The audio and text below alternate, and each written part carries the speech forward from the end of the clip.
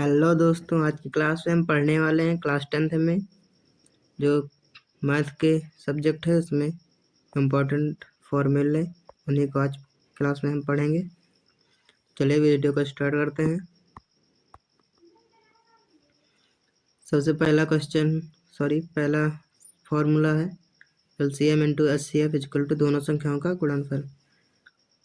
और ये सूत्र तभी लागू होगा जब दो संख्याओं का LCM और HCF निकालना होगा।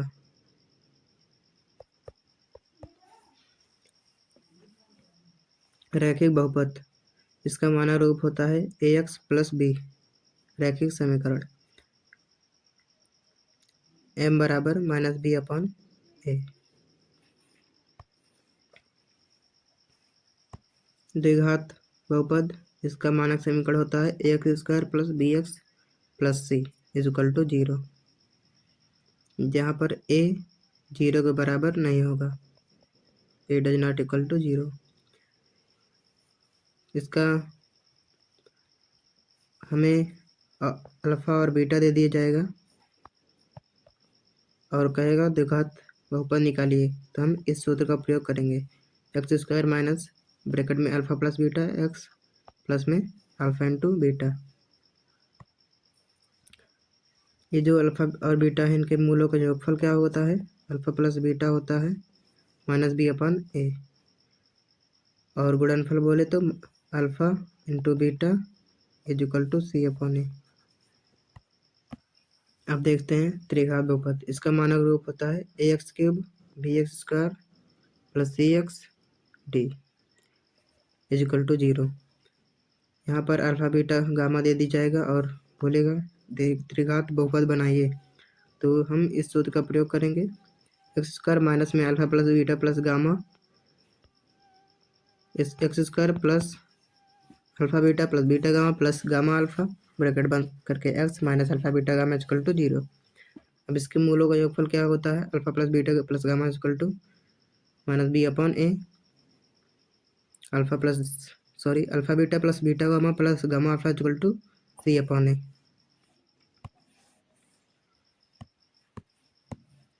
Alpha into beta into gamma, alpha into beta into gamma equal to minus का D अपॉन A। एक फॉर्मूला होता है alpha minus beta equal to under root alpha plus beta का होल स्क्वायर माइनस का 4 alpha beta. Alpha square plus beta square का सूत्र होता है अल्फा प्लस बीटा का होल स्क्वायर माइनस का 2 अल्फा बीटा। दो चर वाला रैखिक समीकरण A1x plus B1y plus C1 equal to 0, A2x plus B2y plus C2 equal to 0। ये दोनों हमें समीकरण दिए गए हैं। यदि A1 बटा A2 is not equal to B1 बटा B2 के होगा तो प्रतिच्छेदी रेखा होगा और इसका अद्वितीय हल होगा, मतलब केवल एक ही हल होगा। जब A1 बटा A2 इक्वल टू B1 बटा B2 does not equal to C1 बटा C2, तो फिर समांतर रेखा होगा और समांतर रेखा का कोई हल नहीं होता है। A1 बटा A2 इक्वल टू B1 बटा B2 बराबर C1 बटा C2, तो संपाती रेखा होगी। मतलब संपाती मतलब एक रेखा के ऊपर दूसरी रेखा चली जाएगी, उसी को संपाती बोलते हैं। और इसके अनंत हल होते हैं, इनफाइनाइट हल होते हैं। विविक्तकर निकाले के लिए भी आता है 2 नंबर में, पूछा जा सकता है। तो D बराबर B² माइनस 4AC। D यहाँ पर विविक्तकर है। D का मान 0 होगा तो मूल समान होंगे, मूल उसी को बोलते हैं वही अल्फा बीटा। और D का मान 0 से बड़ा होगा तो वह मूल वास्तविक होंगे, और D का मान छोटा होगा 0 से तो काल्पनिक होंगे। श्रीधराचार्य सूत्र क्या होता है? x बराबर माइनस का B plus minus under root B² minus 4AC बट्टे में 2A। अगर इसको हम ऐसे भी लिख सकते हैं, यहाँ पर B² माइनस 4AC की जगह पे D भी लिख सकते हैं, क्योंकि यहाँ पर इसके बराबर होता है। आइए समांतर श्रेणी के फॉर्मूला देखते हैं। A1, A2, A3 ऐसे ऐसे हमें एक श्रेणी दे दी जाएगी। यहाँ पर A1 बराबर होगा A के, A2 बराबर A प्लस D, A3 बराबर A plus 2D, A plus 3D बराबर A4। और Anवा पद क्या हो जाएगा? A plus N minus 1 into D। और D यहाँ पर सर्वांतर है, सर्वांतर निकालने के लिए हम दूसरे पद से पहले वाले को घटा देते हैं, A2 माइनस A1 और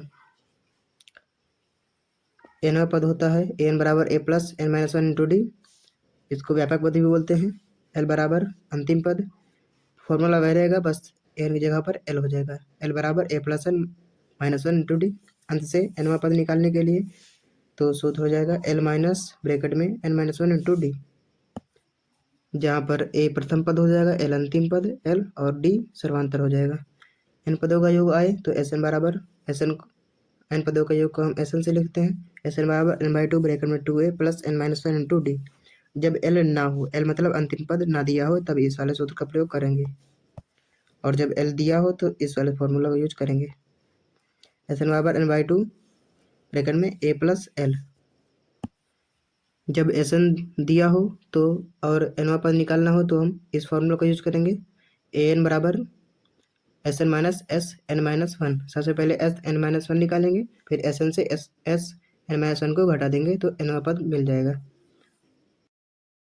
समांतर श्रेणी में पदों का चयन कैसे करते हैं, आइए जानते हैं। अगर पदों की संख्या 3 हो तो चयन इस प्रकार होगा, 4 होते हैं इस प्रकार, 5 होते हैं इस प्रकार, और 6 तो दिया गया है इसी प्रकार, और सारा अंतर इनका ये सब होगा। आइए पढ़ लेते हैं थ्रेड में।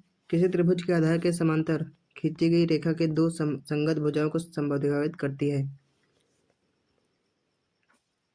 किसी त्रिभुज के आधार, ये हमारा A B A O P हमारा त्रिभुज हो गया, इसके आधार के समांतर खींची गई, आधार के समांतर एम एन खींची गई है। ये रेखा दो संगत भुजाओं को समद्विभाजित करती है, ये हमें सिद्ध करना है। हमें दिया हुआ है एम एन समांतर है ओ पी के, और सिद्ध करना क्या करना है, ए एम, ये जो ए एम है, ए एम बट्टा ओ एम और ए एन बटा पी एन, ये हमें प्रूव करना है। सबसे पहले हम त्रिभुज ए एम एन और ए ओ पी में देखेंगे तो कोण ए एम एन बराबर है कोण ए ओ पी के, ये है संगत कोण, और कोण ए बराबर कोण ए, ये तो उभयनिष्ठ हो जाएगा। कोण ए एन एम कोण ए पी ओ संगत कोण हो जाएगा।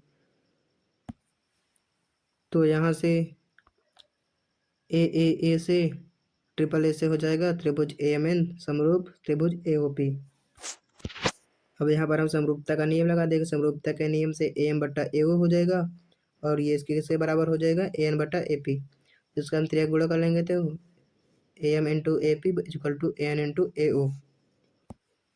अब हम यहाँ पर ए पी और ए ओ का मान रख लेंगे। ए पी का मान हमारा है A N plus P N, A O का मान है A M plus O M. अंदर मल्टीप्लाई कर लेंगे तो A M into A N plus A M into P N is equal to A N into A M plus A N into O M. अब यहाँ पर देखिए दोनों पक्ष बराबर है, दोनों हमारा कट जाएंगे बराबर। अब नीचे हमारा बच गया है A M into P N is equal to A N into O M. अब इसको हम ओ एम नीचे ले आएंगे, इसको इधर भेज देंगे, तो ए एम ओपन में ओ एम बराबर ए एन बट्टा पी एन। हेंस प्रूव्ड, ये हमें प्रूव करना था। अब देखते हैं दो बिंदुओं के बीच की दूरी का सूत्र क्या होता है। डी बराबर डिस्टेंस होता है, डिस्टेंस बराबर होता है under root X two minus X one का whole square plus Y two minus Y one का होल स्क्वायर। कोई रेखा दे दी जाएगी, उसके मध्य बिंदु को दिशा निकालने के लिए हम इस वाले फॉर्मूला यूज करेंगे, X one plus X two बटे में two comma Y one plus Y two one में टू। अंतर विभाजन का सूत्र क्या होता है, M X two plus N X one upon में एम प्लस एन कॉमा लगाएंगे। ये हमारा एक्स का मान है, ये हमारा वाई का मान है। M Y two plus N Y one बटे में एम प्लस एन।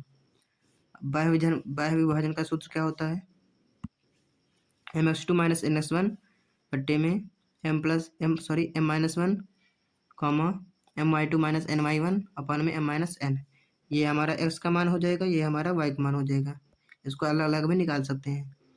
और अगर कोई विभाजन केवल दो रेखाएं विभाजित हों, अंतःबाह्य ना बोले, तो हम वहाँ उस सिचुएशन में अंतःबाह्य का सूत्र लगा के सॉल्व कर देंगे। त्रिभुज के केंद्रक का निर्देशांक, जैसे कोई ये त्रिभुज दे दिया जाएगा, इसके केंद्रक, इसका केंद्र हमें यहाँ पर ओ का निर्देशांक निकालने के लिए इस सूत्र का प्रयोग करेंगे। X one plus X two plus X three upon में थ्री कॉमा लगाएंगे, Y one plus Y two plus Y three upon में थ्री। ये हमारा एक्स का मान हो जाएगा, ये वाई का। चतुर्भुज का क्षेत्रफल निकालने के लिए इस फार्मूला का यूज करेंगे, 1/2 गुणे विकर्णों का गुणनफल।